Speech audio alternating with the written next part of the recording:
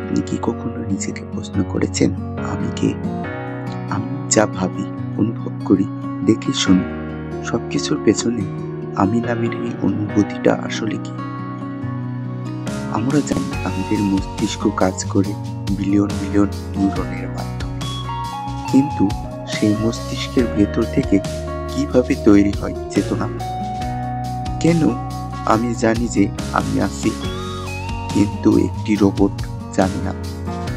আজকের ভিডিওতে আমরা জানব মানুষের চেতনা কিভাবে কাজ করে, কোথা থেকে আসে এবং বিজ্ঞানের কোন তত্ত্বগুলো এ নিয়ে সবচেয়ে রহস্যময় ব্যাখ্যা দেয়। চেতনা মানে হচ্ছে নিজের অস্তিত্ব সম্পর্কে সচেতন থাকা। তুমি এখন এই ভিডিও দেখছো, তুমি জানো যে তুমি দেখছো। এই জানার জ্ঞান, এটাকে বিজ্ঞানীরা বলে কনসিয়াসনেস। এটা শুধু দেখা বা শোনা নয়, বরং অনুভব করা যায়, চিন্তা করা যায়, সিদ্ধান্ত নেওয়া যায়, এমনকি স্বপ্ন দেখা যায়। সবকিছুর মূলে আছে চেতনা। কিন্তু আশ্চর্যের বিষয় হলো, বিজ্ঞান আজও ঠিকভাবে ব্যাখ্যা করতে পারেনি চেতনা আসলে কি, কিভাবে তৈরি হয়। এই কারণেই দার্শনিক ডেভিড চার্লস একে বলেছিলেন the hard problem of consciousness. আমাদের মস্তিষ্কে আছে প্রায় ৮৬ বিলিয়ন নিউরন। প্রতিটি নিউরন ছোট ছোট বৈদ্যুতিক সংকেতের মাধ্যমে তথ্য আদান প্রদান করে। এই সংকেতগুলো তৈরি করে চিন্তা, স্মৃতি, অনুভূতি। কিছু বিজ্ঞানী মনে করেন চেতনা আসলে এই জটিল নিউরন কার্যকলাপেরই ফলাফল। অর্থাৎ যখন কোটি কোটি নিউরন একসাথে সক্রিয় হয়, তখন এক ধরনের সচেতন অভিজ্ঞতা তৈরি হয়। একে বলা হয় এলিমেন্ট প্রপার্টি থিওরি। অর্থাৎ অনেক ছোট ঘটনার সমষ্টি থেকে বড় কোনো গুণ তৈরি হয়। যেমন পানির অণু একা ভেজা নয়, কিন্তু লক্ষ কোটি অণু একসাথে হলে ভেজা অনুভূতি তৈরি করে। তেমনি নিউরনের জটিলতা থেকেই তৈরি হতে পারে চেতনা। চেতনা হঠাৎ করে আসেনি, বিবর্তনের পর ধীরে ধীরে বিকশিত হয়েছে। প্রথম জীবনগুলো ছিল এক কোষ, তাদের কোনো মস্তিষ্ক ছিল না, কিন্তু বেঁচে থাকার জন্য তারা আলো, খাদ্য, তাপ ইত্যাদি শনাক্ত করতে পারত।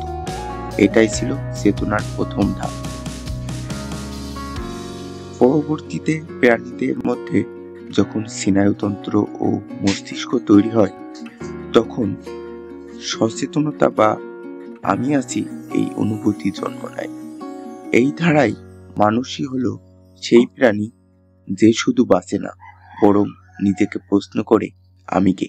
কিছু বিজ্ঞানী বলেছেন চেতনার রহস্য শুধু জীববিজ্ঞানে নয়, বরং কোয়ান্টাম পদার্থবিজ্ঞানে লুকিয়ে আছে।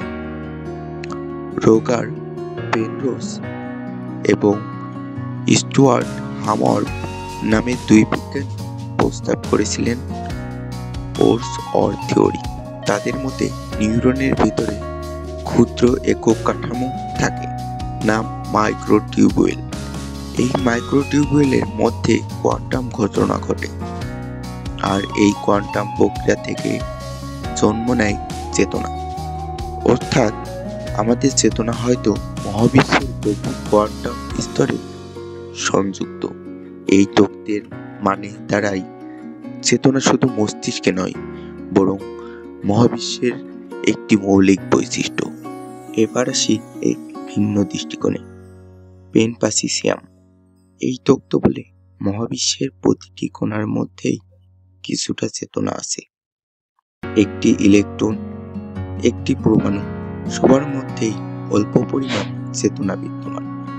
আমরা যা অচেতন পদার্থ ভাবি, সেগুলোর মধ্যেও হয়তো এক ধরনের মৌলিক অনুভূতি আছে, যা মিলেমিশে তৈরি করে জটিল প্রাণীর পূর্ণ চেতনা। এই ভাবনা অভূত মনে হলেও এটি অনেক আধুনিক দার্শনিক ও পদার্থবিদদের কাছে বেশ আকর্ষণীয়। এখন প্রশ্ন হলো, যদি চেতনা মস্তিষ্কের জটিল সিস্টেম থেকে তৈরি হয়, তাহলে কি কৃত্রিম বুদ্ধিমত্তাও একদিন চেতন হয়ে উঠবে?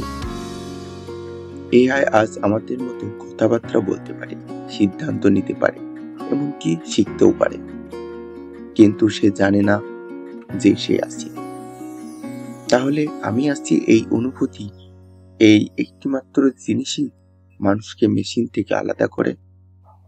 কিছু বিজ্ঞানী মনে করেন যদি আমরা একদিন এমন এআই তৈরি করতে পারি যা নিউরাল নেটওয়ার্ক আমাদের মস্তিষ্কের মতো জটিল, তাহলে তার মধ্যেও চেতনা জেগে উঠতে পারে। এই ভবিষ্যতের সবচেয়ে বড় প্রশ্নগুলোর একটি। চেতনা নিয়ে শুধু বিজ্ঞান নয়, প্রাচীন দর্শনও অনেক কিছু বলেছে। ভারতের উপনিবেশে বলা হয় আত্মা হলো চেতনার উৎস, যা মহাবিশ্বের ব্রহ্মা বা ইউনিভার্সাল কনসিয়াসনেস এর অংশ। বৌদ্ধ দর্শনে বলা হয় চেতনা ক্ষণিক, প্রতিনিয়ত জন্ম নিচ্ছে এবং বিলীন হচ্ছে। অর্থাৎ চেতনা হলো পরিবর্তনশীল প্রবাহ, যা মস্তিষ্ক ও পরিবেশের পারস্পরিক ক্রিয়া থেকে সৃষ্টি হয়।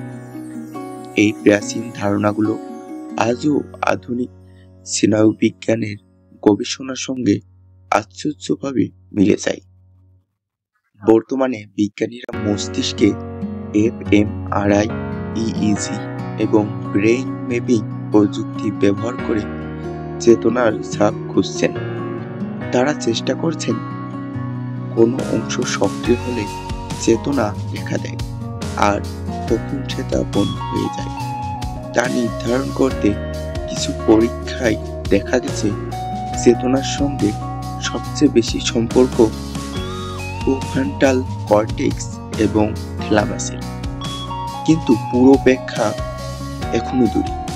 হয়তো একদিন আমরা এমন প্রযুক্তি বানাতে পারবো যা মানুষের চিন্তা সরাসরি বুঝে ফেলতে পারে। তখন হয়তো চেতনা সম্পর্কে মানবজাতির ধারণাই পাল্টে যাবে। শেষ পর্যন্ত প্রশ্নটা থেকে যায়, চেতনা কি কেবল নিউরনের ইলেকট্রনিক সিগন্যাল, নাকি একটি মহাবিশ্বের গভীর সত্যের সঙ্গে যুক্ত এক রহস্য? আমরা এখনো জানি না, কিন্তু আমরা খুঁজছি। যতদিন না পর্যন্ত আমরা এই রহস্য উন্মোচন করতে পারি, চেতনা থাকবে বিজ্ঞানের সবচেয়ে গভীর ও সুন্দর ধাঁধা হিসেবে। তুমি কি ভাবো, চেতনা কি শুধু মস্তিষ্কের কাজ, নাকি মহাবিশ্বের অংশ?